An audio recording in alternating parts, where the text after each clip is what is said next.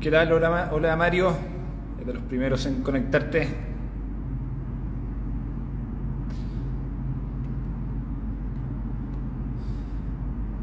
Hola José Miguel, ¿qué tal? Hola Claudia. Estamos esperando a Claudia y José Miguel. Pueden solicitar ahí aparecer. Si no, los agrego.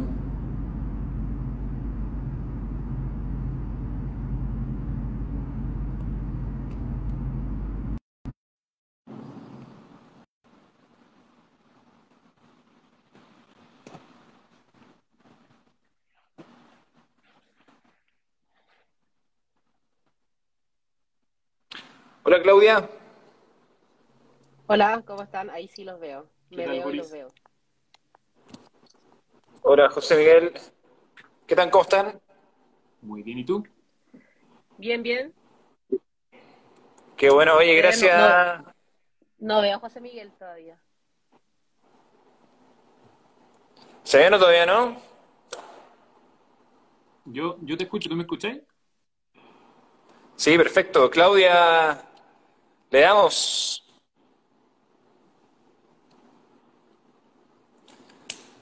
Parece que Claudia estás con internet un poco débil. Pero si no, podemos partir presentando a José Miguel, que está con mejor internet. ¿Cómo está ahí, José Miguel? Bien, bien, ¿tú? Bien, José Miguel, para los que no lo conocen, es uno de los abogados tributaristas de Cuatro Casas. Tiene harta experiencia en el mundo tributario, viene, ¿cierto?, de una auditora como es KPMG. Así que un gusto que hayáis participado conversar con nosotros, José Miguel. Feliz. Gracias a ti, Boris, y a Racional por la invitación. Sí, así que vamos a esperar un poquito a Claudia, vamos a ver qué le pasó. A todos los que ya están ahí conectados, ya estamos llegando a los 150 que están en vivo.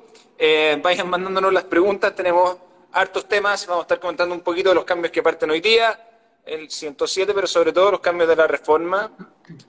eh, de la reforma que está proponiendo, sobre todo ahí del Ministerio de Hacienda, cambio en lo que son los dividendos de varios de ustedes como inversionistas. Vamos a ver si es que hay cambio o no en lo que tiene que ver con las inversiones, por ejemplo, en el extranjero, como es a través de Rational Stocks. ¿Qué pasa con el impuesto al patrimonio? Quizás que hay alguno por ahí que estaría entrando, eh, entre otras varias cosillas. Claudia, y sí, ¿qué tal? ¿Cómo estás? Bien, perdón, me falló la tecnología, pero ya estoy. ¿Cómo están todos? Muy bien. Bien, pues bueno, aprovecho de presentar a Claudia. Claudia es una de las socias, ¿cierto? De Deloitte. Tiene súper alta experiencia también tributaria. Tiene un máster en Derecho Tributario, un LLM. Así que dos invitados de lujo que tenemos hoy día. A ver, un poco si les parece, podríamos partir antes de lanzarnos con lo que es la reforma tributaria. Podemos ir, que vamos a ir obviamente de lo general a lo particular, tratando sobre todo de ir un poco al impacto que tendría en cada uno de los que estamos acá participando y quizás de lo que obviamente escuchen después de esta conversación como inversionista. Entre hoy día y mañana, pero podríamos antes de eso partir con el cambio en el famoso 107 LIR, que obviamente que es algo que iba a partir hoy día, finalmente va a partir mañana, 2 de septiembre. ¿Cómo resumirían el cambio? Bueno, que obviamente que se venía hace tiempo. Así que, ¿cómo lo podríamos resumir? Y sí, aprovecho de preguntarles si es que les parece que va en la dirección correcta o no. ¿Quién parte, Boris? Claudia. Dale, como quiera. Bueno, Da- efectivamente, esto es uno de los cambios que el expresidente Piñera hizo casi al finalizar su gobierno y era como un poco tomando, como esta es la lata, un informe que hizo una comisión, que de hecho la comisión Briones sobre todas las exenciones o beneficios que habían en Chile. Entonces, como hacia el final del mandato, con consenso político, saca varias cosas, entre ellas este tema de eliminar la exención del 107, que entra a regir ahora, ¿verdad? Eh, y básicamente es que de un mundo en donde las acciones que cotizan en bolsa, que tienen ciertos requisitos, ¿verdad? En su enajenación, en su venta no tributa, pasan a tributar con una tasa del 10%. Por lo Incluyendo, cual, ¿cierto?, lo que son algunos de los ETFs. Son un poco acciones tanto de empresas como de fondos, ¿cierto? correcto, correcto. Ahí no sé, dale, José Miguel, tú Sí, puedes seguir para que nos vayamos sí, complementando. sí. Y también, ahí complementando un poco la Claudia, también aplica efectivamente sobre cuotas de fondos de inversión y cuotas de fondos mutuos. Ya anterior a el tratamiento era que era un ingreso no renta, ya no se pagaba ningún impuesto sobre la ganancia de capital, ya que se generara en la venta, en la enajenación de estos valores, ¿ya? Eh, a, a quien en definitiva va a afectar este cambio es prácticamente a todos, salvo, ¿cierto?, que sean inversionistas institucionales. ¿Ya? Los inversionistas institucionales siguen manteniendo este tratamiento preferencial de no pagar impuestos, ¿ya? Eh, y yo diría que uno de los aspectos más relevantes quizá es el cómo se determina, y esto sí le pega a todos los que van a quedar afectos desde mañana a este impuesto, el cómo se determina el costo tributario. ¿Ya? Tú cuando determinas en definitiva el monto, el mayor valor, ¿cierto? Comparas el precio de enajenación con tu costo tributario, lo que a ti te costó, ¿cierto? O a lo que tú compraste la acción con algunos reajustes para efectos tributarios. ¿Ya? Pero esta normativa que ingresa, que comienza su vigencia mañana, en definitiva da tres alternativas para poder determinar ese costo tributario. ¿Ya? La primera es que te dejan considerar el precio de ese valor al 31 de diciembre del año en el que tú lo adquiriste. Si lo adquiriste el año 2016, consideras el valor al 31 de diciembre del 2016. ¿Ya? Otra alternativa es el valor de adquisición, lo que tú pagaste por el valor, reajustado ya según la variación del IPC, del índice de precio del consumidor. Y la tercera alternativa, ya, y eso es algo que también luego involucró a la CMF, a la Comisión para el Mercado Financiero, es considerar el precio de cierre oficial del valor respectivo al 31 de diciembre del año 2021. ¿Ya? Con esto, que es lo que de alguna manera te dan tres opciones, ¿ya? Y son tres opciones que nosotros como contribuyentes, en definitiva, tenemos que optar por una y esa se va a mantener hacia adelante, no la puedes volver a modificar. ¿Ya? Entonces, obviamente, ¿cuál es el mensaje finalmente? Hay que ver cuál de todos estos valores, ¿cierto? En definitiva, es el que me minimiza o disminuye, en definitiva, ese mayor valor sobre el cual voy a tener que pagar este impuesto único del 10%. Esa decisión, José Miguel, es una vez por instrumento, por operación, por instrumento digo un poco por ETF, o por usuario, por root. Tú en definitiva no está todavía tan claro cómo va a ser esa asignación. Ya tú esta elección de alguna manera la terminas haciendo en tu formulario 22, en tu declaración de impuesto a la renta que haces en abril, ¿ya? Sobre las ganancias que obtuviste en el año anterior. Entonces, efectivamente hay un tema ahí de que probablemente existe una resolución del Servicio de Impuestos Internos cuando tú tienes 100 acciones distintas, ¿ya? Que hay con distintos valores, distintos precios y cómo poder, en definitiva, declararlo. ¿Ya? Claro, porque tú podrías vender en el mismo año acciones y cuotas de fondo, y podrías usar distintos criterios para calcular el costo. Exacto. Entonces se generan como hartos problemas para la interpretación, como que al final lo están dejando. Obviamente yo creo que eso tiene que ser resuelto por el Servicio de Impuestos Internos. Eso ya no es, como para los que nos están viendo, no es materia de ley, ya eso es de instrucciones del servicio. Sí. Estamos llegando casi a las 350 personas que están que nos están siguiendo. Vayan mandándonos todas sus preguntas y vamos a tratar de pescar la mayoría. Habían algunas preguntas más generales, quizás para los que se conectaron un poquito después. Estamos, antes de lanzarnos con lo que es la reforma tributaria, lo bueno, lo malo, lo que faltó, estamos comentando el cambio, ¿cierto?, del 107 LIR, el famoso 107 LIR, que antes permitía, en ciertos casos, principalmente en aquellos ETFs y empresas con presencia bursátil, acceder a una tasa de 0%, que ahora está pasando a 10%.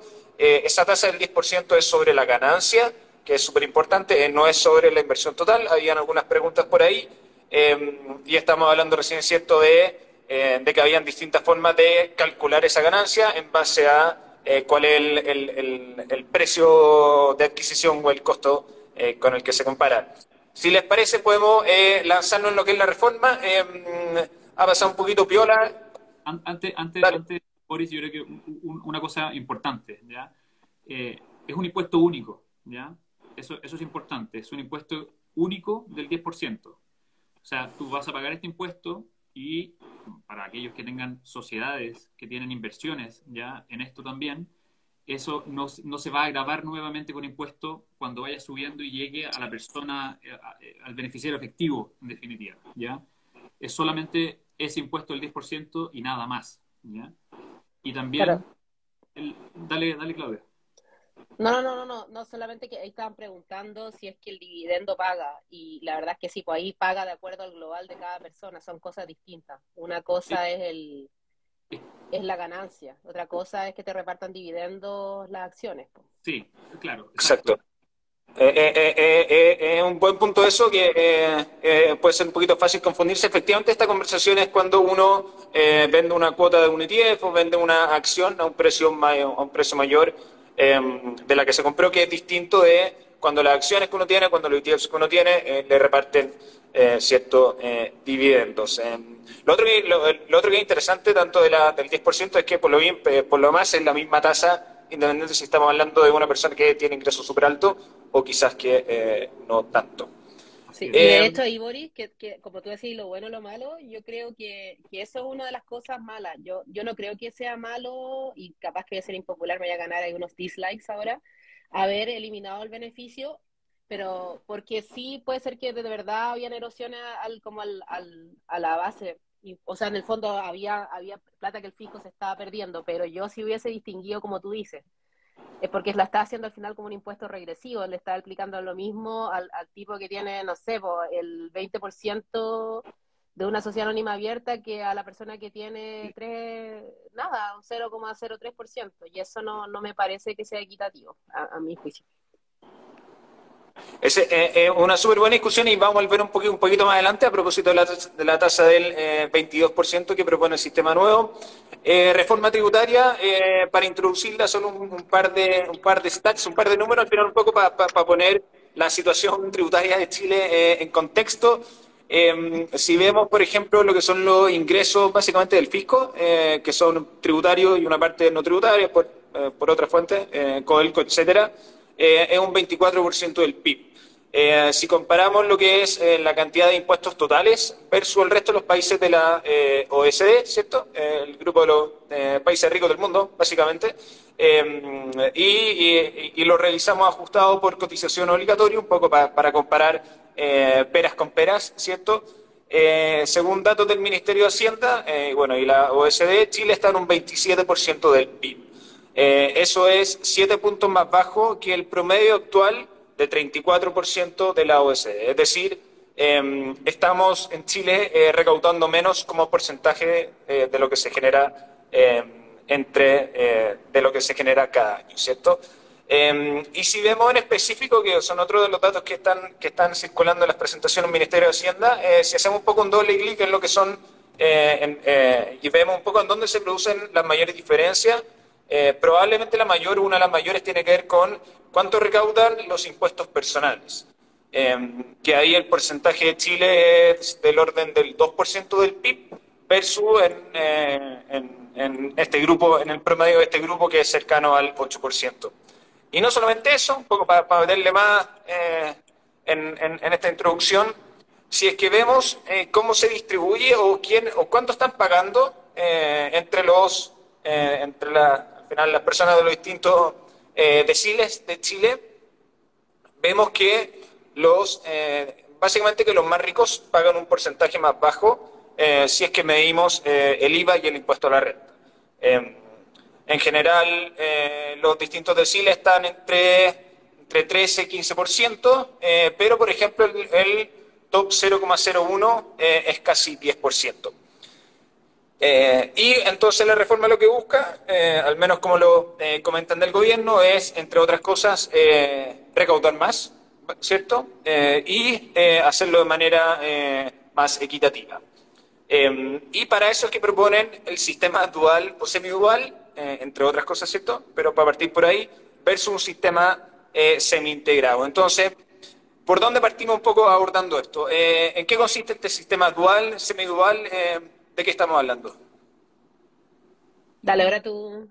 Ya, mira, o sea, efectivamente en Chile pasamos ya de tener, hay muy pocos países, en definitiva, en el mundo, ya, que tengan un sistema totalmente integrado de tributación, ya. Nosotros pasamos de ese sistema totalmente integrado, y totalmente integrado en definitiva es que el impuesto ya pagado a nivel de la empresa de la cual tú eres dueño, ya tú lo puedes tomar como un crédito contra tu impuesto final, contra el impuesto global complementario, o si eres extranjero, contra el impuesto adicional cuando te distribuyen ese dividendo, ¿ya? Luego, Para que no se sumen, en palabras simples podríamos decir. claro, exactamente, y eso permite un montón de cosas, reinversión, etcétera, ¿ya? Luego fuimos migrando hasta un sistema parcialmente integrado, ¿ya? En la cual se ha generado una suerte de castigo respecto del monto del crédito por el impuesto de primera categoría, el impuesto corporativo que paga la empresa, para poder usarlo contra el impuesto final, ¿ya? Este sistema dual ya desintegra o intenta al menos desintegrar el sistema, ¿ya? En el cual ya este impuesto que paga la empresa no va a poder ser usado como un crédito, ¿ya? Contra el impuesto final, ¿ya? Y lo toma a dos niveles totalmente separados, ¿ya? A ver, impresiones así como también dentro del contexto de lo que busca la reforma. Se habla de que efectivamente los sistemas desintegrados suelen ser más simples, ya suelen ser más sencillos de administrar en muchos sentidos. Pero ¿qué es lo que ha pasado? ¿Cierto?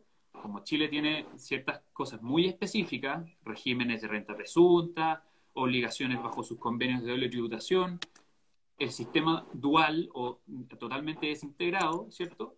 De alguna manera hay que sumarle varios pelos a la sopa. Las pymes van a quedar con un sistema integrado. Después las pymes también pueden tener un sistema transparente de tributación. Tenemos el sistema de renta presunta. Tenemos un sistema dual, que es supuestamente desintegrado, pero si tú le pagas un dividendo, le distribuyes un dividendo a un accionista que reside en un país con el que tienes convenio, también tienes que volver a integrar todo. Entonces pasamos de tener lo que tenemos a tener un híbrido más, un sistema más, ¿ya? Entonces la consigna de, bueno, reduzcamos las horas en que en definitiva estamos abocados al cumplimiento tributario, simplifiquemos el sistema, súper complejo, es un poco falsa a mi juicio, ¿ya? Yo creo que se terminó complejizando el sistema, estableciendo todas estas excepciones al régimen general que quieren establecer, que es este famoso dual, ¿ya? Sí, yo creo que ahí están diciendo que Sí. nosotros no lo entendemos, pero quizás los que no hablan tributario no entienden. Yo creo que como es el sistema hoy, es básicamente que la empresa paga un impuesto. Da lo mismo, la tasa del 27%, pero cuando la persona paga, llevémoslo a las personas naturales, pagan el global complementario. Es decir, cuando la sociedad distribuye un dividendo, estamos en ese caso, que probablemente no es el caso de todas las personas que están acá conectadas, que sean dueños de una sociedad, que la sociedad genera utilidades, paga impuestos. Y cuando esa utilidad se distribuye, ese dinero se distribuye, la persona solamente va a pagar impuesto por el diferencial, digamos, que quede luego de imputar el impuesto que pagó la empresa, imputar ya de una palabra muy jurídica, luego de usar el impuesto que pagó la empresa. Entonces, por ejemplo, es súper burdo esto, no es así, pero para hacerlo en términos simples, si la empresa pagó el 27 y yo estoy en el global del 35, termino pagando 8, porque usé el 27 de la empresa. Eso es el sistema de hoy. Lo que se está proponiendo es separar eso, y la empresa va a pagar el 25% porque están proponiendo bajar la tasa, y la persona cuando recibe el dividendo va a pagar un 22%. Entonces, cada uno paga su propio impuesto. Sí, ahí, bueno, algunos están diciendo que se escucha un poco despacio, ahí dicen que se escucha un poco despacio para que tratemos de arreglarlo. Cada cosa que no se entiendan, sigan comentando. Voy a tratar de un poco de ponerlo quizás un poquito más simple. Actualmente tenemos un sistema semi-integrado, que significa que primero obviamente las empresas pagan principalmente un 27%, al menos para estos efectos, y después cuando el inversionista recibe la plata, entra al global complementario, ¿cierto? Y puede pagar entre un 0 y un 40% aprox. Pero como es un semi-integrado, significa que no se suman por completo, es decir, no es el primer impuesto más la totalidad del segundo, sino que se hace un descuento, podríamos decir, y queda algo intermedio.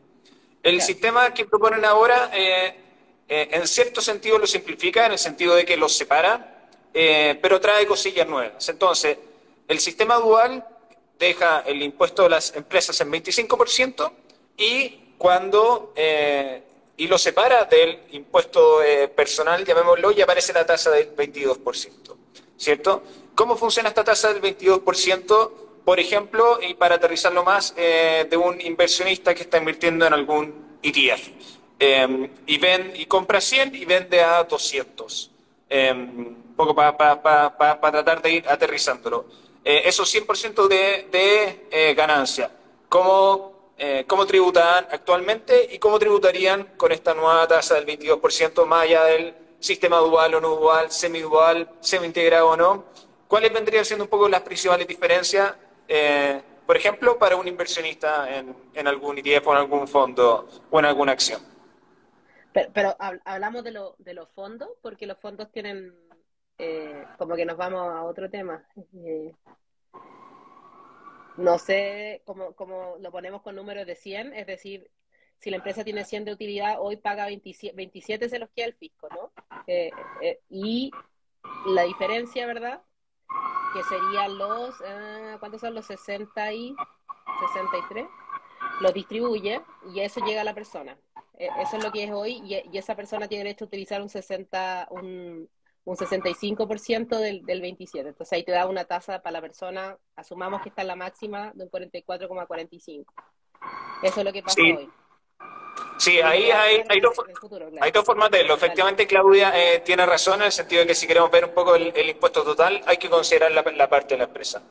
Para simplificarlo un poquito más, podemos ver un poco la parte final, ¿cierto? Que es la parte que, entre comillas, ve un inversionista, por ejemplo, de un ETF,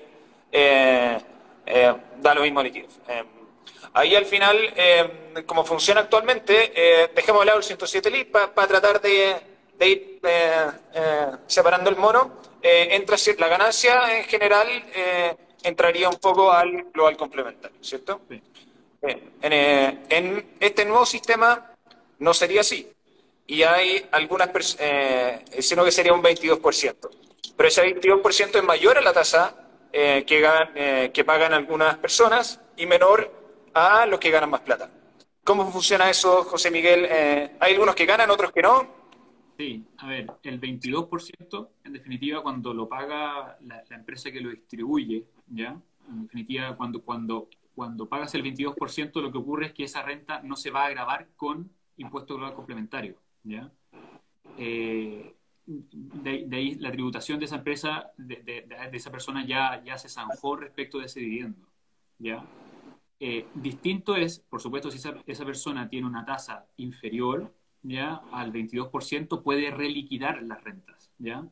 Puede hacer un proceso de reliquidación de su impuesto global, ¿ya? Que eso, para ponerlo en términos simples, solamente los que tienen sueldo es como cuando te pagan un bono y se reliquida. Es lo mismo, parecido. Eso significaría que el que pague un impuesto personal 10% tendría en la práctica un poco en el neto a final del año tributario, estaría pagando un 10%, algo entre medio, un 22%. Va a ser un poco, o sea, en definitiva vas a tener que computar la renta, ¿ya? En tu global complementario y ahí vas a recalcular el aumento. Pero no es como que simplemente tú pagues el 22, o tienes dos opciones, o pagas el 22, ¿cierto? Si estás en una tasa más alta del 22, pagas el 22 y esa renta no se grava con global complementario. Si tienes una tasa más baja, vas a tener que agarrar ese dividendo, ese monto que recibes, y lo vas a computar, en el fondo lo vas a considerar dentro de todas tus rentas afectas a impuesto global complementario, y ahí es luego donde tienes que ver en qué tasa quedas, ¿ya? Por supuesto que hay que implicar un aumento de tu tasa, ¿cierto? Pero dale. Asumamos, para simplificarlo aún más, estoy tratando de simplificarlo al máximo, asumamos de que la tasa sigue siendo 10%, de que no hay salto de la tasa, asumamos una tasa marginal, bueno, no nos metamos mucho ahí, pero mantengamos esa tasa al 10% para efectos de la simpleza. Esa persona que paga un poco por su sueldo, un 10%, pensémoslo marginal, o que está en el tramo de un 10% inventado, esa persona seguiría pagando un 10% a nivel financiero económico, o pagaría más o pagaría menos o depende en este ejemplo ultra simple? Claudia, Sí, no, yo creo que en el fondo si está bajo la tasa del 22% y sus ingresos siguen siendo iguales, debería estar cercano al 10%, porque tiene la posibilidad de reliquidar. Entonces, obviamente le estáis sumando un ingreso, habría que verlo, pero sí, yo creo que para simplificarlo debería estar cercano al 10%.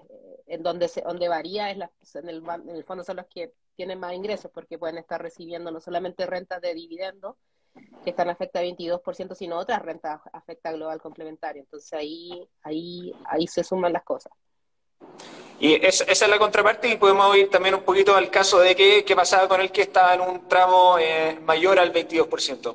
Esa persona que probablemente sean, o de hecho, por definición están ganando más plata porque están en un tramo más alto, van a estar pagando menos impuestos.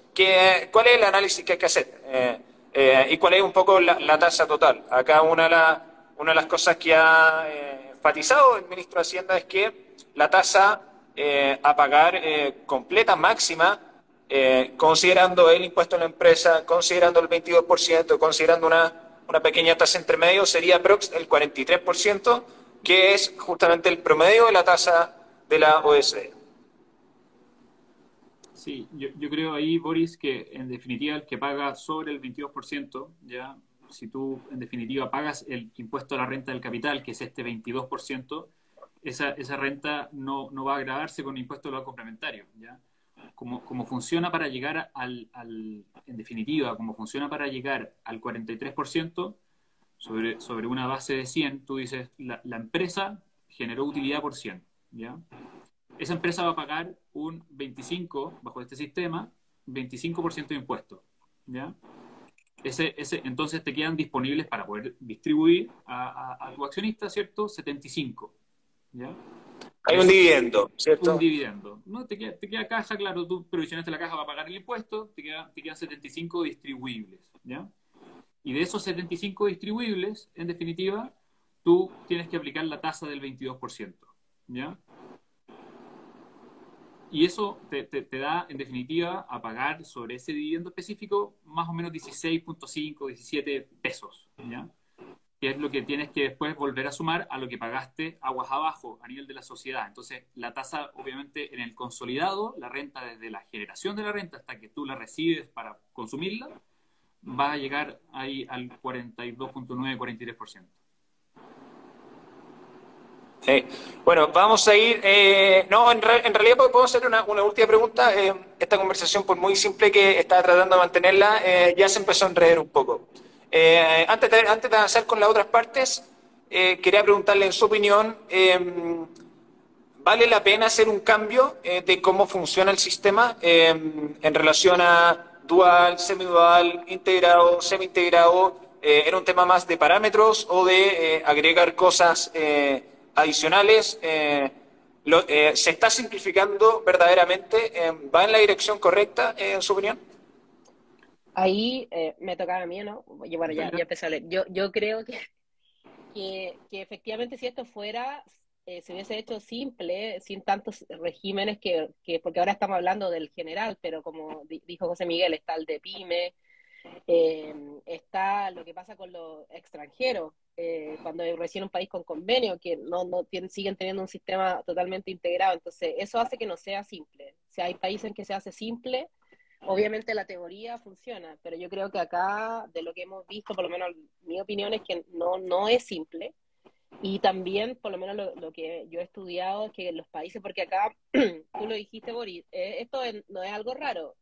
La mayoría de los países de la OCDE tienen un sistema dual o desintegrado. Eso es la normalidad, pero los países, y esto es estadística de la OCDE también, que han migrado de un sistema integrado a uno desintegrado, por ejemplo, Estados Unidos. Igual ellos hicieron muchas acomodaciones como para que no desincentivara la inversión. Esto parece que toma lo más grande, pero en los detalles, al menos hasta ahora, Hacienda prometió cambios, pero al menos hasta ahora no se ve que se generen grandes incentivos. Entonces yo creo que por ahí va el problema. Quizás fue muy rápido todo, quizás partieron en marzo y en 4 meses tiraron un proyecto, quizás debieron haberlo pensado un poquito más. José Miguel, ¿va en la línea correcta? ¿Vale la pena el costo del cambio? Yo creo que no vale la pena, pero no vale la pena. Yo creo que es una reforma que, independiente de que hace muchos años se viene discutiendo este tema de desintegrar el sistema, Boris, llega un poco, un poco en la realidad de lo que está pasando en Chile, ¿ya? O sea, tenía una inflación a un 10%, llegando a un 10%, la más alta en 28 años, con un crecimiento al cierre del año proyectado de un 1%. Entonces, haces una reforma, de nuevo, tan refundacional en tantos aspectos, ¿ya? Que empieza, y llevamos 10 reformas tributarias en los últimos, ¿cuánto? Desde el 2010 en adelante, ¿ya? Entonces, esto obviamente genera desconfianza, genera incertidumbre, genera complejidades, cambios constantes, entonces, y tampoco en la reforma en su consolidado, tampoco hay un montón de incentivos, ¿ya? Al revés, como se tiene que recaudar, porque hay que financiar mayor gasto público, ¿cierto? Apuntas a una recaudación. Y en ese sentido, se tiró el tejo bastante pasado en este tema.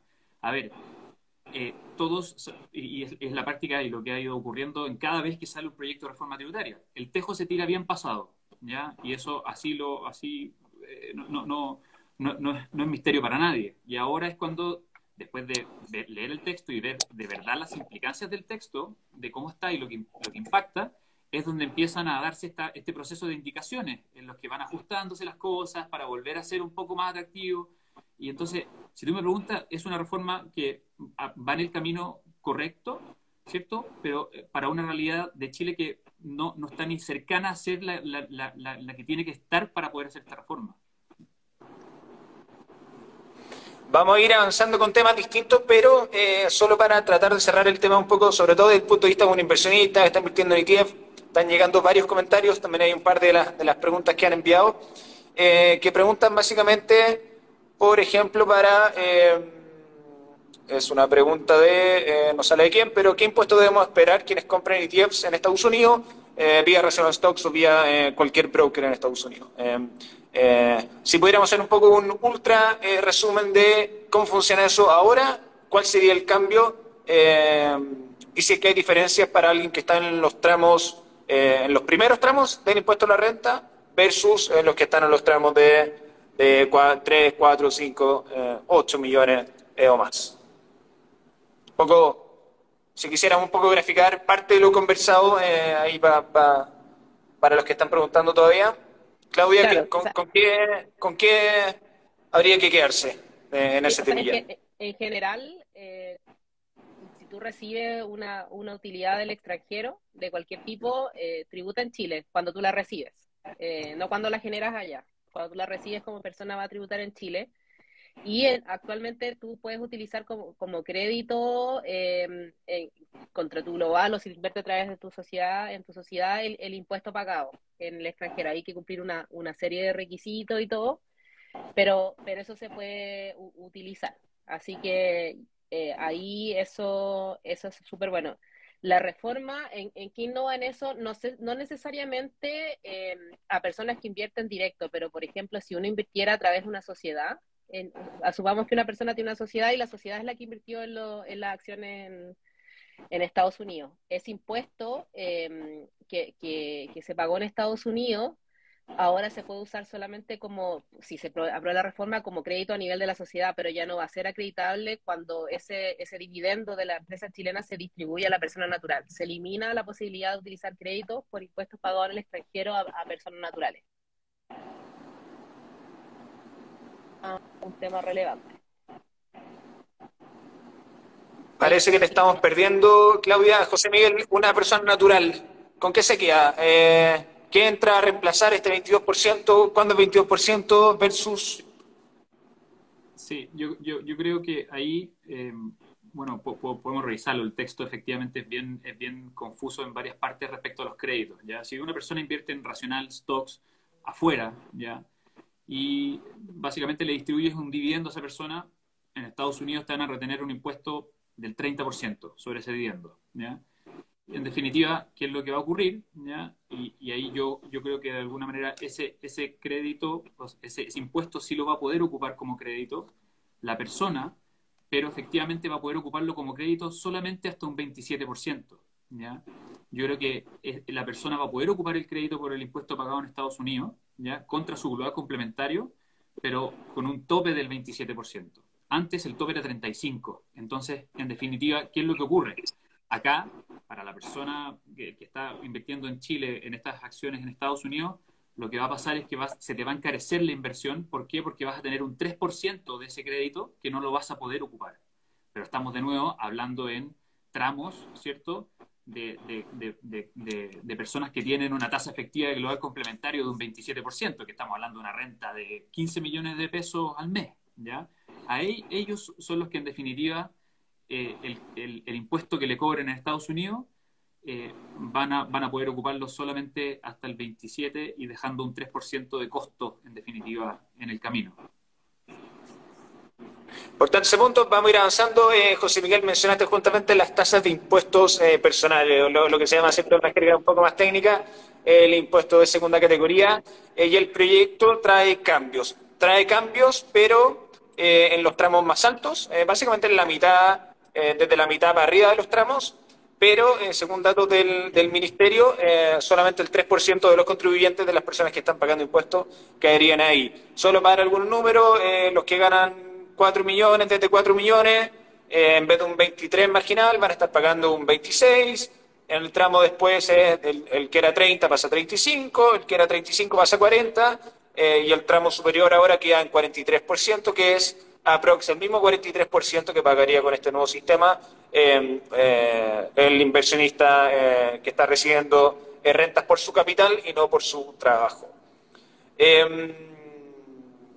Bueno, si da la elección correcta o no, puede ser un tema más político, ¿no? Pero quería llegar a un punto un poco distinto. En general, estas tasas nos suenan, estamos hablando de un 40% para los de ingresos más altos, nos suenan precisamente bajas, ¿cierto? No estamos hablando de un 10 o un 15%, pero en Chile la distribución, ¿cierto?, de la riqueza no cambia mucho antes de impuestos versus después de impuestos en comparación con otros países. ¿En dónde creen que está ahí ese juego? ¿Pasa por ajustar estas tasas? ¿Pasa por el uso de sociedades? ¿Cómo se aborda un poco ese tema?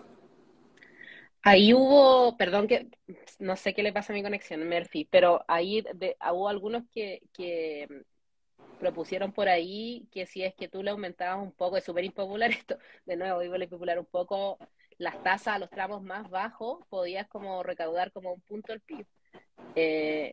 Y quizás no te estamos diciendo de la persona que gana 400 lucas al meterlo a pagar impuestos, pero quizás sí, pero que pague un 0,1, no sé, algo muy material, o las tasas que están en el medio, y quizás se podría lograr mucho más, porque finalmente, como tú dices, te estás subiendo la tasa a los que pagan más.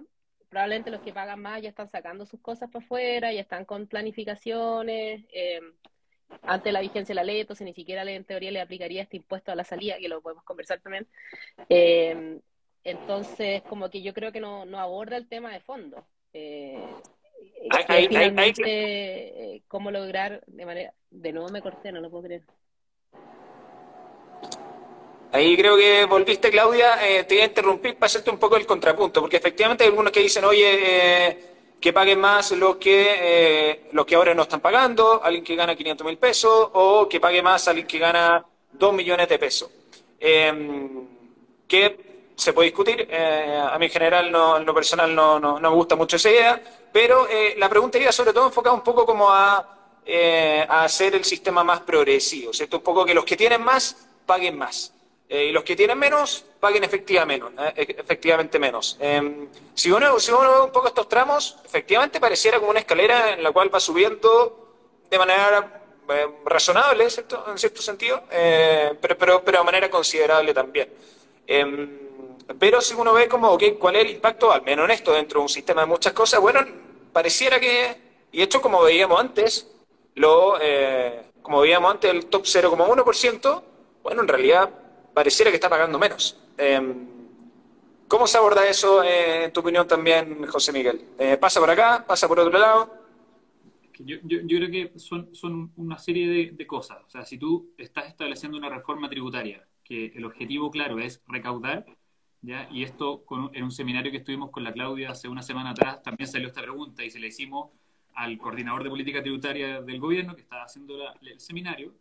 A ver, si tú quieres recaudar, efectivamente ir a pescar a el 1% y que ese 1% o el 3% asuma el costo en recaudación, ¿cierto? Está bien, y efectivamente que quien reciba más, que pague más, y el principio está bien pensado, pero de nuevo es el objetivo, recaudación. Entonces ahí fue cuando se hizo el contrapunto con decir, oye, ok, ¿por qué no vamos ampliando la base? En definitiva, si tenemos más contribuyentes, ¿cierto? En los tramos que no estamos tocando, hagamos ajustes en las tasas, cobrémosle menos, pero obviamente tienes un universo mucho más grande, ¿ya? Entonces, si el fin claro es la recaudación, entonces que sean claros también en eso. Y cuando se lo comentamos la semana pasada, nos anticiparon en que efectivamente esta es el primer paso. El primer paso es hacer que los que ganan más paguen más, que está perfecto, pero el segundo paso efectivamente va a ser, y eso por supuesto va a depender de que la situación país esté mucho mejor y de que hayan políticos con la voluntad de poder pasar esto, porque de nuevo, y como lo dijo la Claudia hace un segundo, es una medida impopular, ¿ya? Esto no gana votos, esto no gana reelecciones de diputados, senadores, entonces al final del día ahí es donde está el juego, ¿ya? Si tú querías... Pero ahí, de nuevo, voy a hacer un poco el contrapunto en pos de la discusión de los minutos que nos van quedando. Efectivamente, eso recaudaría más, pero no sería precisamente progresivo. Que es la discusión de la política pública, obviamente. Es que va a Pero depender, es que porque... depende, po. Tú le podrías dar más beneficios también a esa gente que descuente más lo pagado en los colegios. Ahora hay que lo meten incluso este tema por el cuidador, que eso ampliarlo más, como para que, como lo hacen en Estados Unidos, que tienen una batería de beneficios que al final la gente hace su declaración de impuestos, ¿cachai? Y pagan, pues. Sí. Y al mismo tiempo, Boris, al mismo tiempo, las personas que supuestamente están en esos tramos más altos son los que también tienen sociedades, son los que también de alguna manera postergan la tributación de esas utilidades que dejan emposadas en su empresa, son los que se ven afectos al impuesto al patrimonio. Entonces, tú dices, ok, ampliar la base la progresividad se va a lograr sí o sí porque a los demás arriba también le estás cobrando otros impuestos que a los de abajo no les estás cobrando. ¿Ya? Vamos justamente a eso, José Miguel, te adelantaste justamente a la pregunta que iba a hacer, un poco si les parece podemos hacer un par de disparadas rápidas de preguntas y respuestas súper rápidas, si les parece, y después podemos tratar de responder las últimas preguntas. Ahí todavía son más de 200 que estamos conectados, vayan mandándonos sus preguntas. José Miguel, partiendo por tu lado, mencionaste justamente las sociedades. Algunas de las cosas que se proponen apuntan a las llamadas sociedades no operativas, que es que vendría siendo una sociedad no operativa. Hay esta discusión de que en Chile se usan mucho las sociedades, quizás más que en otros países, para quizás postergar impuestos o alguna otra cosa. ¿Qué es una sociedad no operativa y qué es este aparente nuevo impuesto que aparecería? Sí, a ver, este nuevo impuesto efectivamente lo que busca es aplicar una tasa, en definitiva, de un 1,8% ya sobre las utilidades de una sociedad que sus rentas, y ahí voy a tu pregunta de cuál es la distinción de una sociedad operativa o activa o pasiva, en definitiva, ¿ya? Este impuesto se va a aplicar sobre sociedades que sus ingresos deriven en un 50% o más de rentas pasivas. Rentas pasivas, digamos, intereses, dividendos, ¿ya? De alguna manera rentas que no involucran una actividad propiamente tal generadora de rentas, sino que una inversión que tú simplemente mantienes, ¿ya? Entonces, este 1,8%, en definitiva, como está planteado el texto actual, ¿ya?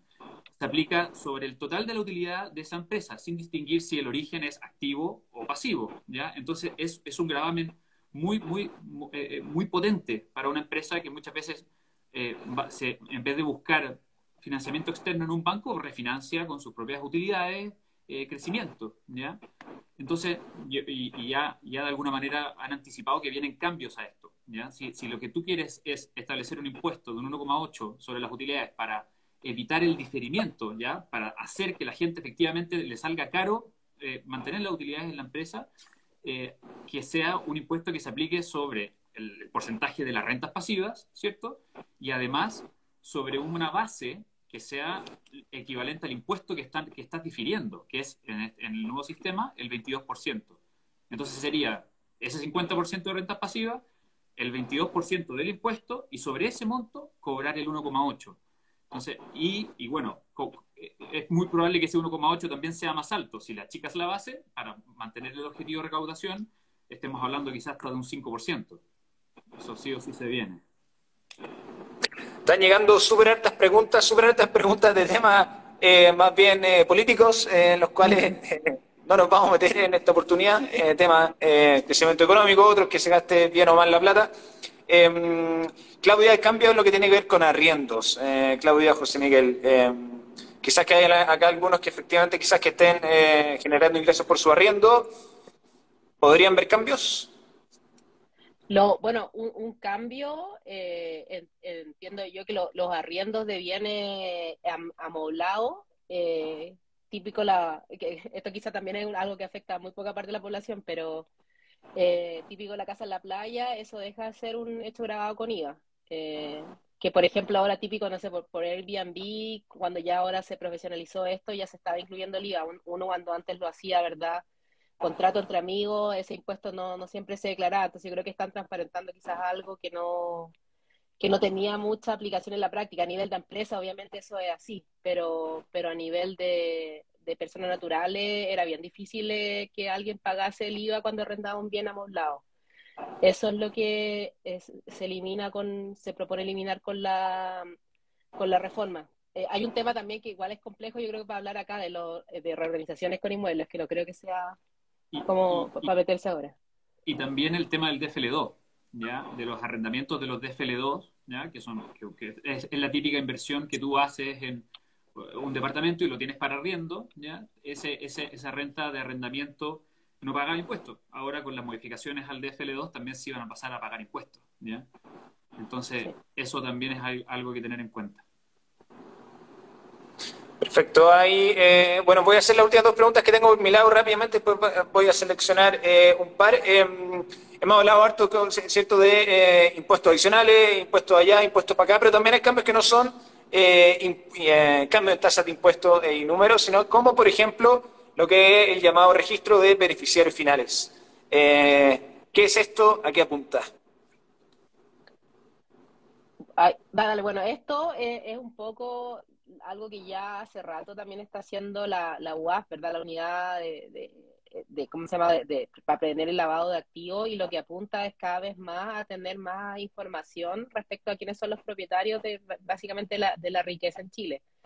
Ya igual acá ya hay mucho, yo sé que acá no todos se dedican a impuestos, pero la batería de declaraciones de juradas que hay que hacer cada año son enormes. O sea, imagínate que hay un suplemento que tiene como, ¿cuánto tiene José Miguel? Como 3.000 páginas, una Sí, locura es para declarar un enorme. impuesto. Entonces es porque en el fondo hay mucha información que se da y esto va hacia allá. También va hacia, ¿verdad?, cumplir los parámetros de la OCDE, que es decir, la autoridad quiere saber quiénes son los dueños de las cosas que se ven, que acá generalmente no se ve, o sea, no se ve quién es el dueño final, y eso va a haber que declararlo, ¿verdad? Va a haber obligaciones, van a haber sanciones para los directores, por ejemplo, directores de sociedad anónima. Entonces, yo creo que quizás va en una línea correcta, pero obviamente es más compliance, más cumplimiento para los contribuyentes. Sí. Vamos a terminar con respuestas, preguntas de 10 segundos, ojalá respuesta de 30 segundos. Vamos a leer acá un par. Al parecer, José Miguel, estaba para ti, dejando de lado los dividendos. La utilidad en venta de stocks en Estados Unidos, racional o por cualquier broker en Estados Unidos paga impuestos. Si alguien si alguien tiene una utilidad porque vende Tesla a un mayor valor. Sí, una persona De manera natural resumida. pagar impuesto global complementario por el monto de la ganancia de capital acá en Chile. Si es que con el sistema actual. Con el sistema actual y con el otro sistema también. En el fondo, es una renta de fuente extranjera que vas a tener que considerarla dentro de tu impuesto global complementario como persona natural, de todas maneras. Entonces, ¿y el 22% no aplica a ganancias de capital en el extranjero? ¿Es solo local? Eso es efectivamente solo local. Perfecto. Otras preguntas.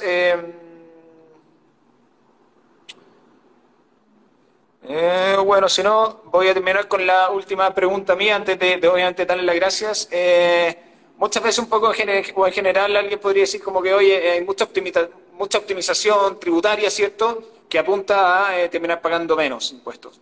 Entonces yo acá les quería preguntar algo un poquito más al revés. ¿En dónde creen ustedes que hay espacio para recaudar más, para recaudar de manera más eficiente? ¿Dónde hay un poco espacios, quizás áreas media, en donde quizás estemos muy desalineados del resto del mundo? Si tuvieran que decir un área en el cual creen que hay un poco de oportunidades de, llamémoslo, mejoras tributarias. Sí. Yo creo que una cosa que Chile por mucho tiempo no se ha tocado y que los países de la OCDE ya la están implementando es limitar los gastos por intereses por préstamos que se toman en el extranjero. Acá Chile tiene un sistema súper complejo, que es verdad que es beneficioso, es súper bueno y a nosotros nos paga los sueldos, digamos, pero quizás no sería una mala idea limitar el uso de ese tipo de gastos financieros, cuando tú te financias con una relacionada en el exterior, por ejemplo, y así tú podrías ampliar la base de impuestos. Y eso está en línea con la OCDE y parece simple de hacer. Y yo no creo que haya mucha discusión. Sí, yo estoy de acuerdo contigo, Claudia, y a tu pregunta, Boris, yo creo que, a ver, yo creo que aquí lo que hay que establecer son mecanismos e incentivos a la inversión. En eso esta reforma se quedó muy corto, ¿ya? Crece la inversión, crece la productividad, recaudas más, en definitiva, porque hay más utilidades, ¿ya? Y en lo que sí se queda corto el sistema es en muchos más mecanismos para incentivar la inversión. Y también si ya vas a desintegrar el sistema tributario, puedes establecer créditos para que las personas también puedan gozar de créditos. Por ejemplo, oye, que te permitan descontar de tu impuesto regular complementario los costos de financiarte estudios dentro o fuera de Chile, ¿ya? Que en otros países existen. Entonces, al final, de nuevo, yo creo que el recaudar más también pasa por crecer más, ¿ya? Y eficientar el gasto público, mucho más que simplemente subirle la tasa a un grupo de gente o no. Entonces, yo creo que, de nuevo, los incentivos están un poco desalineados con lo que está pasando en la realidad. José Miguel, Claudia, les doy muchas gracias por su tiempo, gracias a los casi 200 que se mantuvieron hasta el final. Pusimos un poquito técnico, es un tema súper técnico, o sea, al menos nosotros creemos que es súper importante, ¿cierto?, comenzar a divulgarlo un poco, discutir o no. Así que muchas gracias por su tiempo, gracias a todos los que estuvieron mandando preguntas, esto va a quedar guardado, así que nos veremos en una próxima oportunidad. Gracias, y perdón por lo técnico. Sí. Chao. Chao, Claudia. Gracias a ambos por el tiempo, así que se agradece y gracias a los que estuvieron ahí enviando comentarios. Nos vemos en la próxima. Chao.